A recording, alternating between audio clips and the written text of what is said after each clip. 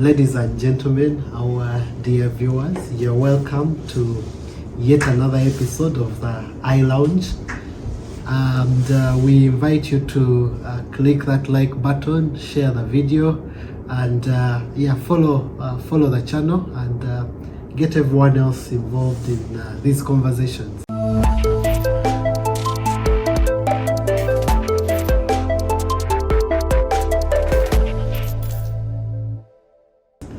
I'm by the names of Timothy Umuza, and I'll be hosting the show today. And today we have a very distinguished guest with us, a man with a lot of knowledge, a man who has studied this investment thing, applied it, and minting millions out there. So as we speak to him today, he's not just speaking from theory, he's going to be speaking from experience.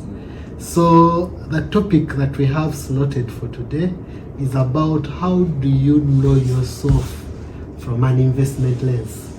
And to kick us off, I'll just let him do a brief introduction.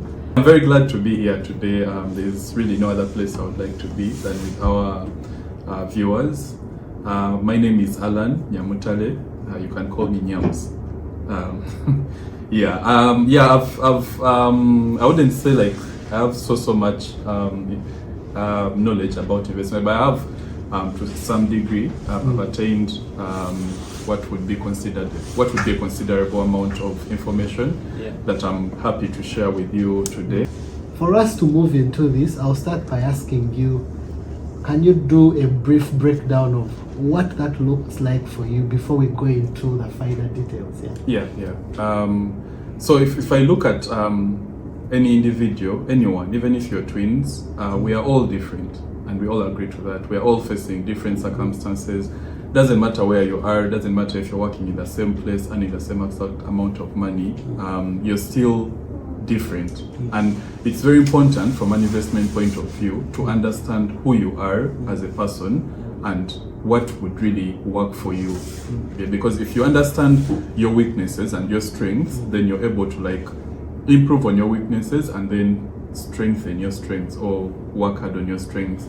And so for today, we are going to try and break down this into 4 specific items or topics. The first one on Know Yourself will be risk tolerance, and I'll explain that. If it sounds complicated, don't worry about it. What a heavy word. It's just one of those terms that these professionals in quotes will come up with to make themselves different from everyone else out there. But it's a term that we shall hopefully at the end of this video you'll be able to walk away knowing I can determine what my risk tolerance is. We shall also look at the individual circumstances and how these factor into you as a human being or you knowing yourself. We shall look at return objectives, and then we shall end with investment horizon. I know this won't really cover everything, but at least it will spark your mind to start thinking about the different things that make you different as a human being. Wow, thank you for that amazing intro. And I like the fact that you've said even if you're a twin, you will still be different from your other twin brother or twin sister. If you're Nakato and Babidi, you cannot be the same to the core. And I think that's key when you're looking at investments, because most people will look at Allan, who is minting millions, and I'm like, if Allan is minting millions, can I just copy and paste the way he's minting millions? And then I also start minting millions. But I'm happy that through this you're going to help us gauge where we fall. And I'll start by asking, for you, before we move into all these nice topics, what brought you to fully appreciate this area of knowing yourself? Just go back a bit before you figured this thing out. What helped you to appreciate or get to a level where you know who you are in the investment field? So a lot of things did push me into understanding myself as a person, but I'll summarize all this in one short story, and I'm sure some of our viewers have heard of this story. So the story is told about a fisherman who used to stay close to this lake that had one of the most expensive fish in the world. You know, there is fish that is that costs more than $1,000, a single fish. It's not in Lake Victoria. Yeah, not in that clearly one I'm this. sure, yeah. It's not This in guy Victoria. wasn't staying next to Lake Victoria. Not Choga, not Albert. Yeah, but this fish in this place where this guy was staying was in plenty. It's sort of like how if you look at Uganda, for example, you're going to find there are places where mangoes are everywhere. You drive in this location and mangoes are literally hitting your windscreen. They are hitting, and you can like just pluck a mango and eat. Then you go to another place like Kampala, and they will tell you each mango is 1,000 shillings. It's okay. Yeah. You paid $1,000 for a mango. It's No, okay. no, I've not. Okay. Yeah, but yeah, you can walk to Kampala, same country, and that same mango is $1,000, 1,000 shillings. It's okay. And yeah, so this guy's circumstances were somehow similar. He was in a place where this fish was in plenty, whereas in the US, this same fish was costing hundreds and hundreds of dollars. People couldn't afford it. So this investment banker from Wall Street had gone for his vacation and was passing through, and so this guy who was just casting his net and picking fish that could like literally change anyone's life. The investment banker, being the person he is, he sits down and talks to this guy. He's like, do you know you could be very, very rich with this fishing that you're doing? Yes, yes. And the interesting question that this fisherman asked him is, why? Like how? Yeah. Yeah, how? Why would I want to do that? Because and the fish it's plenty for him. It's plenty. He wakes up every day. Wakes up, goes with lake. his friends. Yeah, just throws his net. They catch fish, they roast, and they enjoy life. It's okay. So this investment banker is like, yeah, you can actually be rich. And the fisherman is, then what? What happens when I'm rich? Wow. The guy is like, yeah, so you can form a corporation, you can go and fill out all those fancy things lawyers always ask you to fill out when you're creating a company, and incorporate this business. Then you start getting a lot of fish. You can then fundraise money. I would be happy to like even lead that seeding ground. I can help you raise money. Do you have the investment banker's number? I know. Once I get to the end of this story, you'll know I didn't get that guy's number. Yeah. So this fisherman is like, okay, then what? When I form that company, I raise all this money, I buy all this machinery, and now I'm getting a lot of fish. Then what? The investment banker was like, then when you do that, you can then now start opening branches of this same company, like multiple locations. It will be a very big company. And the guy is like, okay, then what happens after that? And the investment banker is like, then you can list this company on any stock exchange and get money. Wow. Yeah, and for those who don't know what a stock exchange is, those are some of the things we'll walk you through. But it's basically, you can make this company public and sell shares to anyone and make like billions and billions of money from just the same fishing you're doing. From and the fish? Yes. From fish? Yeah, and this investment bank had done all that, had run all the numbers in his head. And the fisherman is like, then what? And the investment banker said, then you can retire and do whatever you want. Then the fisherman was like, yeah, I like fishing with my friends. Okay. Then the investment banker was like, yeah, then you can come back and fish with your friends. So then the fisherman asked him, but that's already what I'm doing. You get? So to this fisherman, as a person, he had already known himself. He knew what he wanted, and this is what was making him happy in life. So why was he going to go through all that? Why work hard to come back to the same thing, the same exact thing you want. that he was already at? Exactly. Wow. Yeah. So again, I'm not telling anyone out there to be happy. For me, I own poverty. No one is poorer than me, and what? Like that's something we're trying to change. But then again, you need to know who you are. You get. Thank you for that. Quite an interesting story. Yeah. I think you can.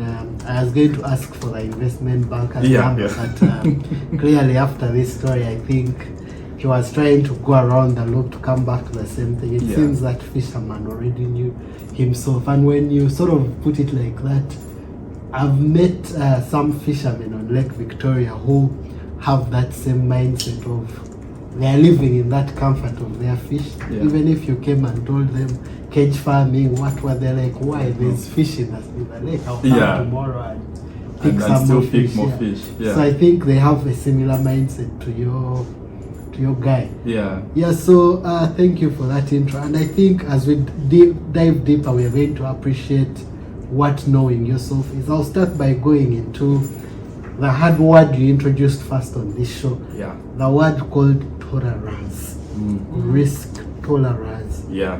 What's that? That thing seems like it is hard. When I hear risk, I know I have to run away. I think of fire. I think of dangerous things. First, break down for me, what is this thing, risk tolerance? Yes. I'm very glad we've actually started with the hard stuff while our viewers are still following our conversation, and we shall end with a bit softer stuff. Risk tolerance, I'll break this down in those two words, risk and the tolerance bit of it. Basically, from a young age, we always hear this thing of there is no return without risk. For you to get something, you have to give something. I mean, we all face risk every day of our lives without even thinking about it.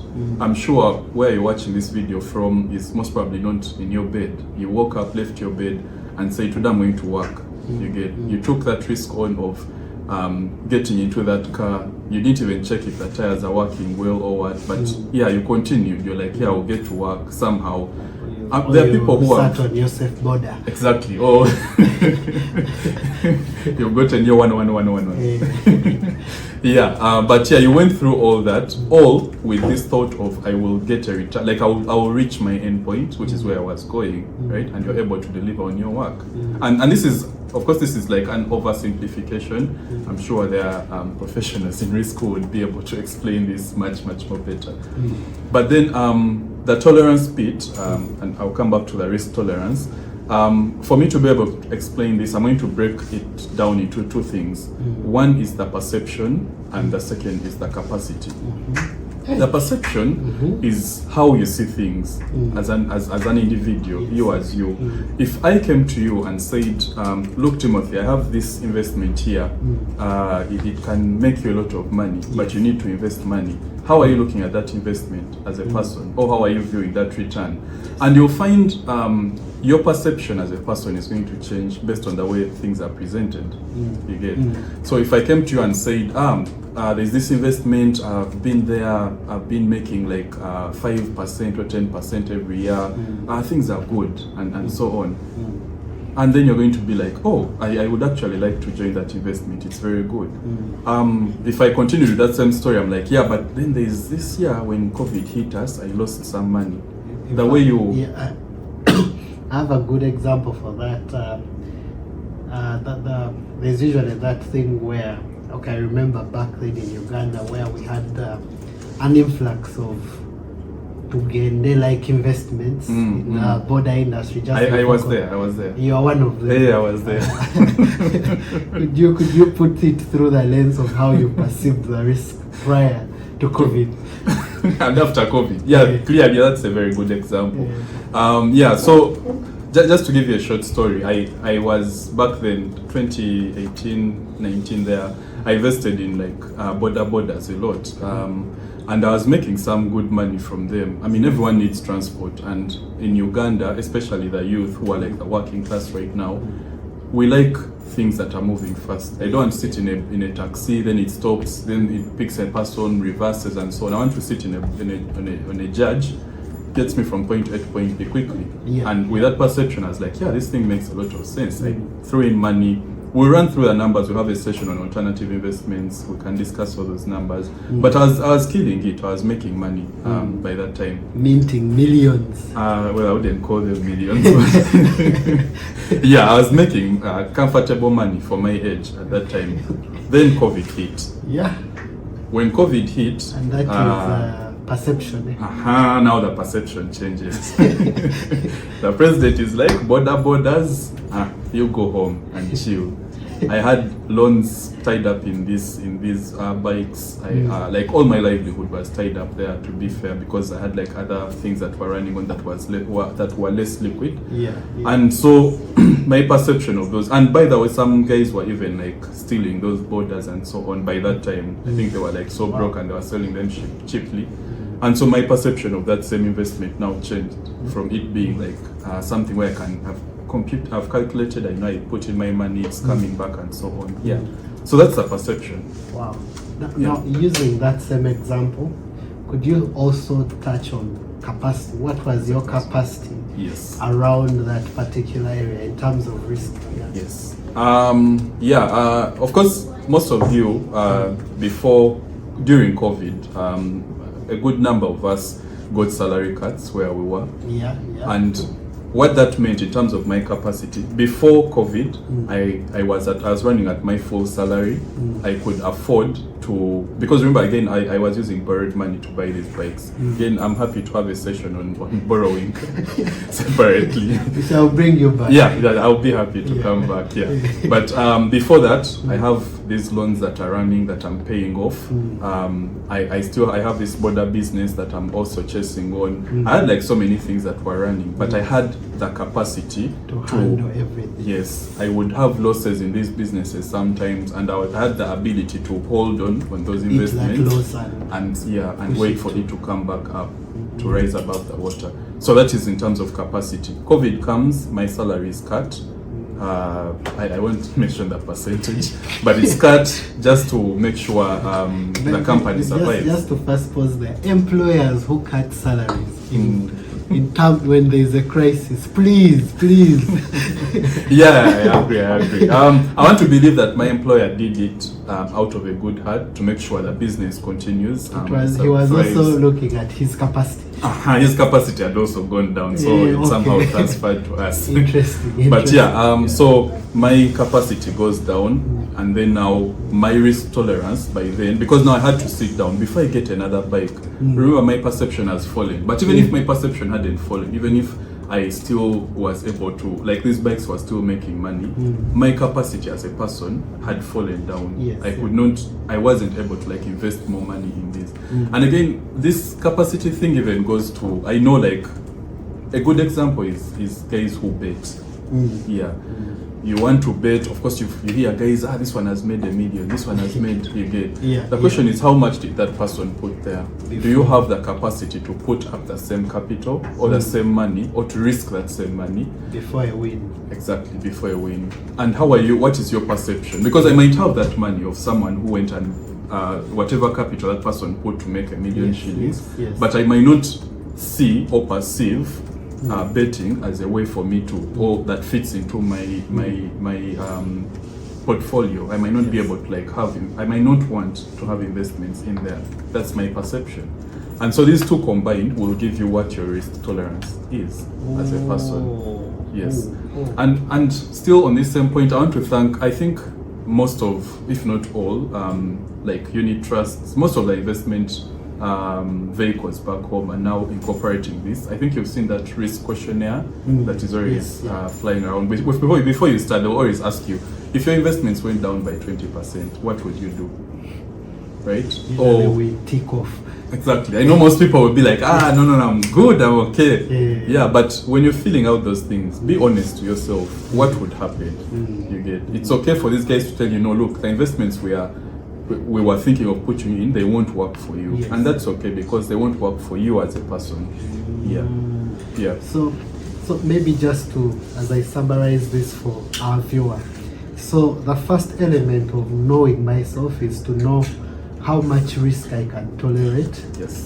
Based on the two things, the way I perceive it and the capacity that I have to hold it. Thank you. And that is the way I'm looking at it, is when I'm sort of viewing myself, I'm like, if at all I put my money in this chicken thing that was returning 100% per day, and then it sort of backfires, am I willing to eat that loss? And continue? Are you willing to eat that loss? That's a perception. And are you even able to eat that loss?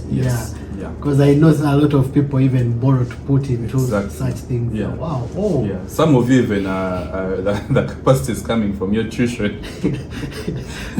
Like you already don't have the capacity, but you're willing. The willingness is there, but there. the capacity is borrowed. I hear you. Yeah. Okay. Again, maybe just as we are summarizing that, and I know I'll run through like a brief summary of this whole thing, but if you're to walk away with one thing from this whole episode today, just understand yourself from your risk tolerance point of view. What is your capacity and what's your perception?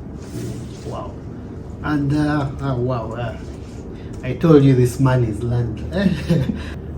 The other thing you had mentioned that we're going to move into is understanding what are our circumstances. Yes. So when I hear this word, I usually first think of how is my surrounding, my environment, what's going on around me, things like that. But then I wanted to hear it from a professional, and how do you sort of fit this into knowing myself As a person. Yeah. Yes. You've rightly put that. I think the circumstances surrounding us as individuals, again, that goes back to what I say. Even if you're twins that look alike and behave alike and everything, your circumstances are somehow going to push you to be different, right? I might have a job that pays a lot, right? Or I might have a job that pays less and you have a job that pays a lot. These are the circumstances that are surrounding you as a person. And I also link one thing to the circumstances, which is the person's behavior. When I started working, I got an opportunity to work in a circle somewhere, volunteer, not work, volunteer in a circle. And this gave me a lot of insight into people's minds from the savings and investment point of view, right? Yes. We are all different. I might be able to put away 100,000, and no matter what problem I face, I will still not touch that 100,000. Wow. You might be able to put away 200,000, but at the slightest idea of, there's this problem, you quickly run to that 200,000. Now, this is something you have to understand as a person. Which type of person are you? Are you the one who's going to put away that 100,000? And even if I walk to you and was like, Timothy, I am dying, like I just need 10K, just help me. Another person is going to stand your ground and be like, no, these are my investments, I'm not touching them. And be like, yeah, I'm not able to help you. Or that person is quickly going to run and be like, let me withdraw this money, help my friend, and so on. Wow. And why this is important, just to highlight when you touch that, I remember I've seen people who are in these saving schemes where they call it I don't know whether they call it pouring on each other, like where you bring 50K, then they pour onto you, then you bring 50K, you pour onto the next person. So you're sort of, I would call it spending, but not saving. You're spending together. You're just lumping your spending to a greater degree. So maybe you're in that category of pouring saving. Go ahead. Yeah, true. And so what I was trying to say is why this is very important is the type of investments you're going to be, or that will actually work for you as a human being, are going to vary, right? There are times when liquid investments are very important. And if I go back to my initial example, for our viewer, what is a liquid investment? What do you mean? So these are investments that are we investing in water? No. Well, you can invest in water, but that's not a liquid investment. Okay. It might be, but a liquid investment is one that you can easily turn into cash. If I wanted cash within the next maximum, let's say like a week, and I know this is not like the concrete definition of what a liquid investment would be, but maybe the next couple of days I can quickly turn that into money, then I would consider that as a liquid investment. Then there are those illiquid investments where, yes, in very rare circumstances, you can turn them into money in a short time, but normally they will take a long period of time for them to realize money in like a fair transaction. Again, we will have that session on like alternative investments. We'll run through all those. But if we come back to these circumstances or your behaviors as a person, Are you that person who is going to put away that 100,000 in a unit trust and be like, I will not touch it no matter what?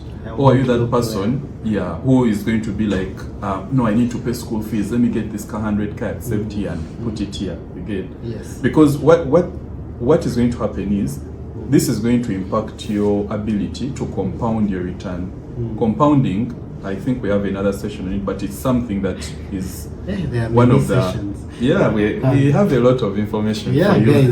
Guys, just keep subscribing. So subscribe, share with your friends.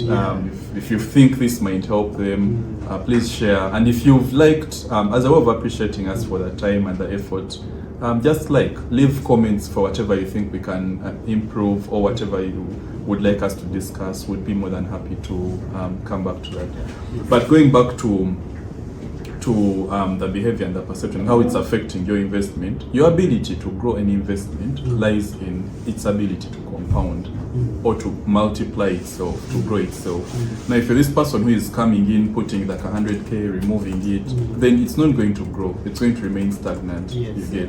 And so you might, as an individual, come to a conclusion that I would rather go for an illiquid investment that I'm not able to push in and out, whether it's growing faster or slower than the liquid one. So if just to go back, you're saying, so if I'm a person who does not have self-control for savings, it might be better for me to go for land, because if Allan came to me and I have land and he wants 50K, I can't sell the land to give him 50K. Yeah, definitely. But if I have it in the circle, the savings scheme or the unit trust, it's just a tap away to convert it into cash. Oh, wow. These days we even have these unit trusts that are even on our phones as an app. Stanchart has a nice one. Just go in, click on withdraw, put in the amount. Within a day or two, the money is there in your account. So it's basically like you're seated on cash itself. It's a normal bank account. So if you understand yourself as a person, then you'll be able to structure or go into investments that would actually work towards you, or try to minimize your weak side. Another place I can think about this is loans and savings, because again, we can't save if we don't have money, or we can't start anything without money. So are you that person who has this discipline of every month, this year I want to save 5 million, every month I need to put aside this much money, let's say 500K? Are you that person who is going to be able to religiously put aside that 500K every month until you hit your goal of, let's say, 6 million at the end of the year? Or are you that person who says, I would rather go take a loan of 6 million, do this now, then I will be forced to pay off that 6 million? This again comes from your circumstances and your behavior as a person. What he just dropped there is reverse savings. Exactly. Is that another topic you will go deeper into? Or? These are all things that iLounge will bring you. So if you subscribe, if you link with us, if you stay with us, these are all insights you're going to be getting. And if you have any hard question on any of the things he's mentioning, just put it in the comments. We shall ensure that he comes back to answer some of those items. So just hit that comment and just type it in, and shall bring him back to answer those hard questions. More than happy to come back and answer all those questions. But that's from the circumstances / behavior point of view. You need to know yourself, what are the circumstances surrounding you, and this goes beyond just your behavior. You might be let's say, and this happens in all African societies, we call it black tax. It's something that happens to everyone. When you come out of your family, and this varies from individual, but personally I believe it's important to also pull other people around you with you. You get what this is going to create is then your circumstances are going to be different from someone who still has the same opportunities as you, but does not have as much responsibility as you. Right? So when you're determining the type of investments to save, or the type of decisions you you make, you might be that person who is going to be like, look, I have all these responsibilities that I have to take care of, right? If I said I'm going to save that 500K every month, I'm going to make a meal and now I have to pay school fees for someone. I'm going to save this and then I have to now take my relative to hospital. You get? So would you be that person who is then rather better to go get that loan, right? Have your 6 million, do whatever you wanted to do, and it's there, right?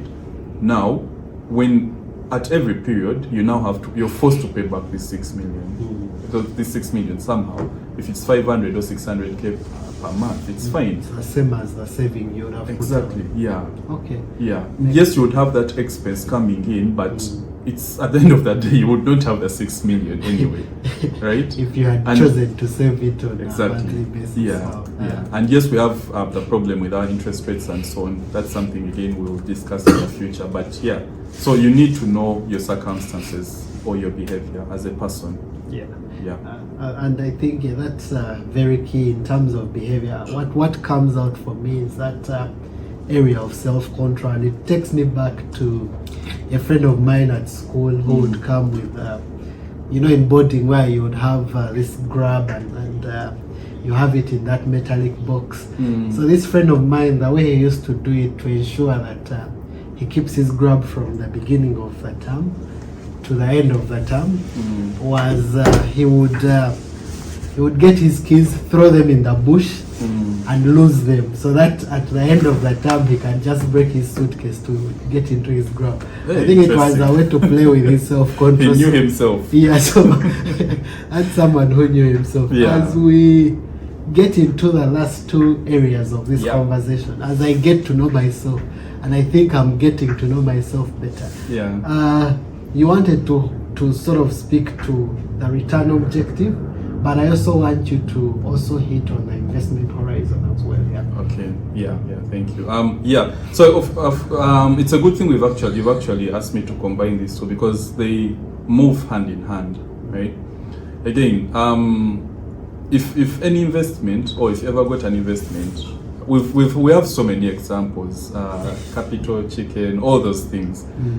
Any investment that is giving you an abnormally high return does not make sense. And you can think of it like this. If someone was going to give me 100% in 3 months, or if I had an opportunity where I'm making 100% every 3 months from an investment, why would I come and ask other people for their money? Yeah. You get a bank in Uganda on average at those high rates, let's say 30%, will lend me at that 30% per year. Per year. Right? I can go borrow like $1 billion from that bank, bring that $1 billion in this investment, and make my 100% every 3 months. If at all it's true. Yeah, if it was legit, there is no need for me to come to you. You get? Yes, maybe I might want to help my friends, my family. So I might walk to them and be like, Timothy, you come, I'm making this money. It's so good. Let's put this money here. But if any entity or any company comes to you and says, we shall give you a return of 60, like 100%, like just run, don't walk, run. Actually, blacklist whoever is sending you that information. Or as soon as they say, bring 3 people home. Yeah, when you start hearing bring, you're like, no, it's okay. Actually, whoever sends, your friend should be someone who is sending you videos like this one to help you learn how to grow yourself, right? If your friend starts telling you, you come, and then after that you bring other 3 people, block. Block. Yeah, that one is... That's not your friend. That's not your friend. That's not your friend. Oh, they are your friend, but they don't wish well for you. Yeah. So this is very important to understand that growing your investments or your wealth is going to take time. A good example I can give you about this is YouTube. Most of these tech companies do it. YouTube was bought from, I don't know what the company was initially, but Google bought YouTube and held it for a span of 10 years without making a single coin from it. First, think about that. You have gone into this business, right? You have spent money, you're starting a business, and you're telling yourself, for the next 10 years, I'm not going to make a single coin from it. Not even 1 shilling. Not even 1 shilling. Yet you keep spending money on it. Wow. But the first time Google made a return from YouTube, it was like more than the amount of money Google would have collected from YouTube for each of those 10 years in total, in 1 year. Right? Yeah. Again, we'll talk about compounding, but the investment horizon is very, very important. We'll talk about it as well separately, and I how think it works. Indirectly, you've touched something.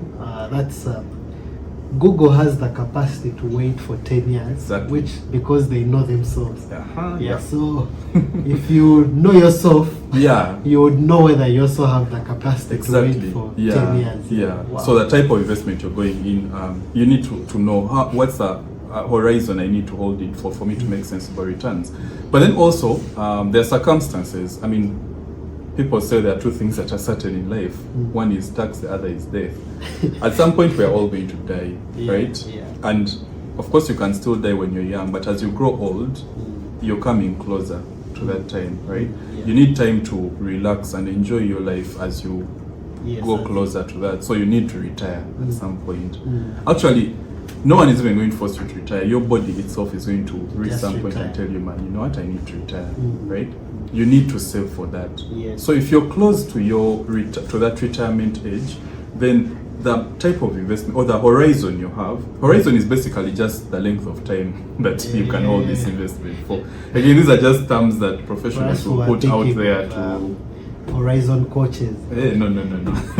It's just basically the length of time you're able to hold your investment for. So this is going to change with you as a person, right? As you're growing older, the length of time you're able to hold an investment is going to drop. Oh, yeah. You get, and so the nature of the investments you're able to hold or to have is also going to change from the more risky or more volatile investments to the less risky or more constant or stable investments, right? So this is something you need to know. It's going to change. It's not like constant with everyone, and this doesn't. It's not only on the age, but you might have your own goals as a person. You wake up and say, me, the next 10 years, I want to retire. I want to start traveling the world. You get? I think that's something we all tell ourselves. Yeah, but it's good. One day maybe. Yeah, but it's something that you have to know. What's your investment horizon? How long are you able to hold these investments, or how long is life going to allow you to hold these investments for? Don't be in like your 90s and then you're running after capital chicken. Wow. Like, yeah, it's not going to work. There's no way. Don't be close to your retirement and then you're now thinking about investing in the stock exchange, the Ghana Stock Exchange. Like, that thing is volatile. Today you're up, tomorrow you're down. You're going to end up being forced to move out of that investment when you're in a loss position, right? So these are things you need to know. And your return objective. And I know this is a bit complicated for Uganda because we don't have so many investment opportunities. Or the investment opportunities would be there, but like the number of legal vehicles or like the number of places we can put that money or entrust, and the people entrusting that money with are acting with integrity, or they are looking out for your best interest, are not so many, right? But on a normal day, ideally, I would know my target is 15%, or you get, that's a return that would work for me based on what I have or what I need, right? Yeah. Then look for investments that are able to give you that 15% within your risk, within like your risk tolerance. Yes. And then those are investments you would go for. Wow. Yeah. Thank you for taking us through the 4 key areas of knowing yourself in an investment, through an investment lens. And for our viewer out there, I hope you've been taking some notes and checking whether the current investments that you hold, the horizon, the capacity, the perception, whether they all fit within what you have categorized as yourself. Maybe you've been lying to yourself and telling yourself you have more capacity than you can actually hold. Yeah. And it's time for you to rethink or re-gear your portfolio to adjust it to the capacity that can be held by you. Or is it that the circumstances that you're in or the behaviors that you have cannot allow you to be liquid? They can only allow you to be liquid. That's something that was touched on. And then the other one is the investment horizon. Are you still young? You have 30 years.